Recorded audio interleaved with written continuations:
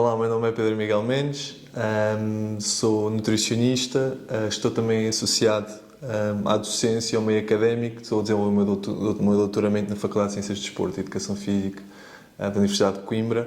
A minha prática profissional tem estado associada aos atletas e ao acompanhamento de atletas, desde os amadores a atletas de elite, com objetivos competitivos mais altos. E estou aqui para vos falar um bocadinho sobre desmistificar algumas questões da área da nutrição do desporto. As necessidades proteicas de um atleta que quer perder massa gorda são superiores às necessidades proteicas de um atleta que quer ganhar massa muscular. Quando estamos perante um processo que promova a perda de massa gorda, estamos necessariamente perante um déficit calórico. A única forma que o atleta tem de perder massa gorda, de promover uma diminuição da massa gorda. Ou seja, o déficit calórico passa pelo atleta consumir energia inferior àquela energia que ele gasta com as suas atividades diárias, o metabolismo basal e, naturalmente, a energia associada ao treino, ao próprio treino. Ora, quando o atleta está em déficit calórico, o que acontece é que há um maior catabolismo muscular, ou seja, há uma maior probabilidade também de uma diminuição da massa muscular. Neste sentido, uma das estratégias que deve ser implementada tem a ver também com o próprio estímulo, o treino de força, sabemos pela literatura científica que é uma das estratégias que deve ser implementada para tentar amenizar esta perda de massa muscular. Por outro lado, a ingestão proteica deve ser aumentada e a necessidade, então, neste tipo de atletas, fica superior àquilo que é um atleta que não tem este objetivo. Paralelamente a isto, a introdução de alguma ajuda ergogénica, por exemplo, a toma de creatina, a suplementação com creatina, pode também aqui ter um papel importante naquilo que é amenizar o processo de perda de massa muscular associado a uma perda de peso.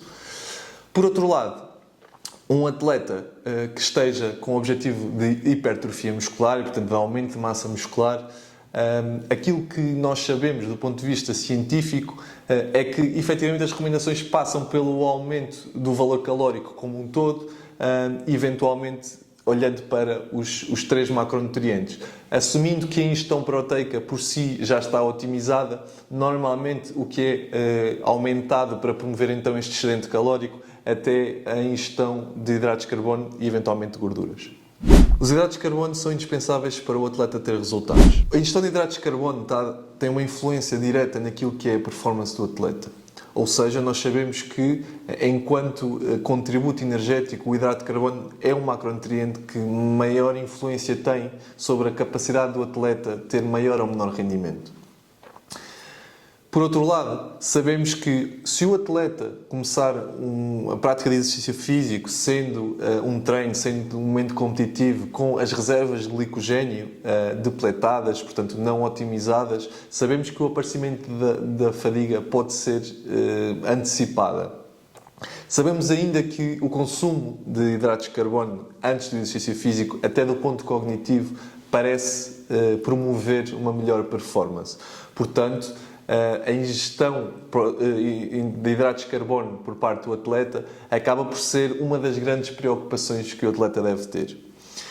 Sabemos ainda que a ingestão de hidratos de carbono ao longo do microciclo deve ser ajustado, no planeamento de treino, ou seja, quando o atleta tem dias em que tem um treino de maior intensidade, maior volume, versus dias em que tem menor intensidade e menor volume, a ingestão de hidratos de carbono deve ser ajustada a essa realidade. Chamamos isso a periodização dos hidratos de carbono e é indispensável para que o atleta consiga satisfazer as necessidades energéticas e promover um melhor rendimento e recuperação entre sessões de treino.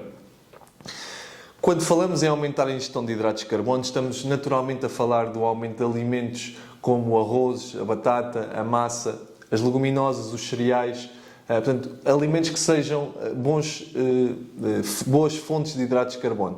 Por outro lado, teremos alimentos que serão ricos em açúcares, que de forma geral, no sentido de promover o processo de treino, provavelmente não serão facilmente integráveis numa alimentação equilibrada e saudável, mas que em determinados momentos, nomeadamente período competitivo, podem ser introduzidos. Dou-vos um exemplo de, por exemplo, um intervalo de um jogo de futebol. Faz sentido introduzir alimentos que sejam fontes de hidratos de carbono de rápida absorção, as marmeladas, as gomas, os géis energéticos, que acabam por ser alimentos desportivos com um contributo muito interessante do ponto de vista nutricional para promover uma ingestão rápida de hidratos de carbono. O atleta mais definido pode não ser o mais competitivo. A composição corporal do atleta não se define só pela massa gorda. Teremos que olhar sempre para a composição corporal como um todo e com as outras variáveis como a massa muscular, a massa isenta de gordura, entre outras. Por outro lado, aquilo que é a composição corporal acaba por ser inevitavelmente uma componente da condição física do atleta e, portanto, terá sempre um papel naquilo que é o rendimento do mesmo. Assim, é importante que o atleta procure otimizar a composição corporal de acordo com aquilo que é a sua modalidade. Ou seja, a composição corporal é então uma das ferramentas que o atleta tem ao seu dispor para promover um melhor rendimento possível. Portanto, otimizando a sua composição corporal, acaba por também, de certa forma, promover uma melhor performance esportiva. Otimizar a composição corporal do atleta não é necessariamente sempre reduzir a massa gorda. Sabemos sim que a massa gorda é uma das variáveis para a qual as pessoas acabam por olhar mais, mas níveis de massa gorda mais baixos e que promovam aqui um melhor aspecto estético não têm necessariamente que estar relacionados com um melhor rendimento desportivo. Assumindo que a composição corporal, neste caso a massa gorda, terá que ser ajustada para cada modalidade e que o desporto, o atleta terá necessidades físicas diferentes consoante a modalidade e mesmo dentro da própria modalidade poderá ter necessidades físicas diferentes, a composição corporal deve ter isso em conta. Podemos olhar para o caso, por exemplo, de o rugby versus os atletas de endurance. Mesmo dentro do rugby, podemos olhar para atletas que, na mesma modalidade, com diferentes funções em campo, terão composições corporais completamente diferentes, precisamente porque as próprias necessidades físicas são também diferentes.